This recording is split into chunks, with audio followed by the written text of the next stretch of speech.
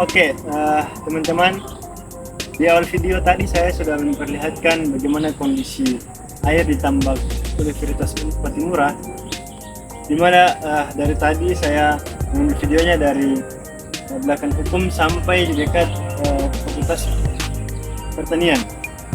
Nah, seperti yang teman-teman lihat sendiri dalam video pembuka tadi, itu banyak sekali sampah-sampah yang kemudian tercemar dalam tambak ini.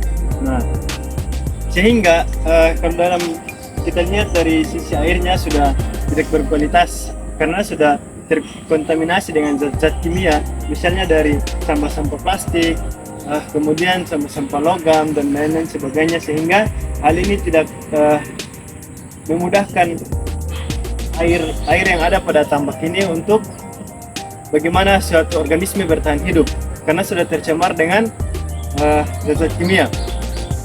Nah, seperti yang kita ketahui bahwa air merupakan salah satu kebutuhan yang sangat besar dalam kehidupan manusia. Nah, di mana air ini memberikan kita keperluan minum, mandi, dan lain-lain sebagainya, masak. Itu bagaimana air bisa digunakan dengan baik, maka kita harus menjaga kemurnian air tersebut. Nah, namun yang kita lihat pada awal video tadi, misalnya di tambak Merpati tadi, itu airnya sudah sangat tercemar. Dimana kenapa dikatakan sudah tercemar? Karena dia sudah terkontaminasi dengan zat-zat kimia. Zat kimia ini berasal dari sampah-sampah yang kemudian dibuang pada tambak Merpati ini, seperti pada awal video tadi. Nah, untuk itu, dengan tercemarnya air ini, maka kita manusia banyak mengalami kerugian atau faktor-faktor penyebab dari dampak negatif dari pencemaran air tadi sangat banyak. Nah, misalnya organisme yang hidup pada air ini tidak dapat bertahan lagi karena sudah tercemari dengan zat-zat kimia tadi. Nah, kemudian yang kedua, air sudah tidak dapat digunakan oleh manusia karena dapat mempengaruhi kesehatan manusia. Dan juga tumbuhan-tumbuhan sekitar juga tidak dapat bertahan hidup, misalnya bunga teratai dan lain sebagainya. Sehingga yang ada pada video tadi banyak ditumbuhi oleh rumput-rumput liar dan juga membahayakan kondisi ekosistem ikan lele yang ada di dalam.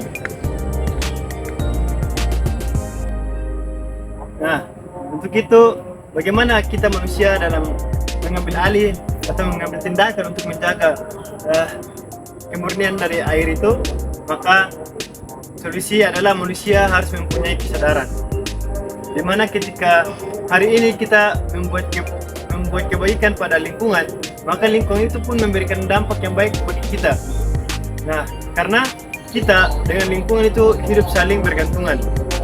Ada satu kata itu begini, mengatakan bahwa kita hidup bersama dengan alam, tapi bukan di alam. Nah, ini adalah merupakan sebuah kata yang maknanya sangat dalam, di mana ketika kita maknai kata-kata itu, maka kita dengan sendirinya mempunyai kesadaran yang sangat tinggi untuk menjaga lingkungan, bukan saja dari air, tapi juga lingkungan sekitar, misalnya dari tanah dan udara, agar bagaimana kita bisa hidup damai dengan lingkungan. Karena kalau dilihat tenaga manusia dengan tenaga dari alam itu sangat berbeda. Sekali saja alam marah, maka binasalah kita manusia. Nah, untuk itu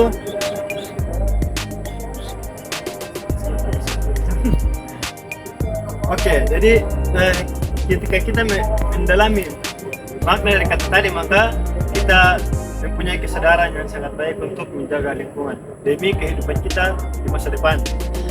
Nah, maka tawaran solusi yang saya berikan atau saran yang kemudian saya berikan adalah kepada pihak kampus, di mana dari pihak kampus mesti memberikan teguran keras atau membuat sebuah undang-undang sebagaimana undang-undang air pada peraturan pemerintah nomor 20 tahun 1999 yang mengatur tentang air.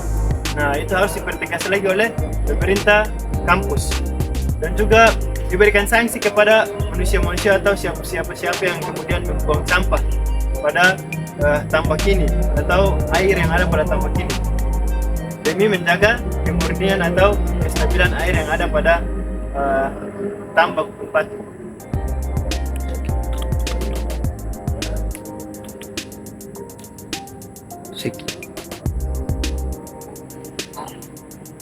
Oke, jadi itulah mungkin sebuah saran atau solusi yang disampaikan. Semoga dari pemerintah kampus bisa melihat kestabilan atau kemungkinan air yang ada pada lingkungan ini demi mensejahterakan lingkungan kampus.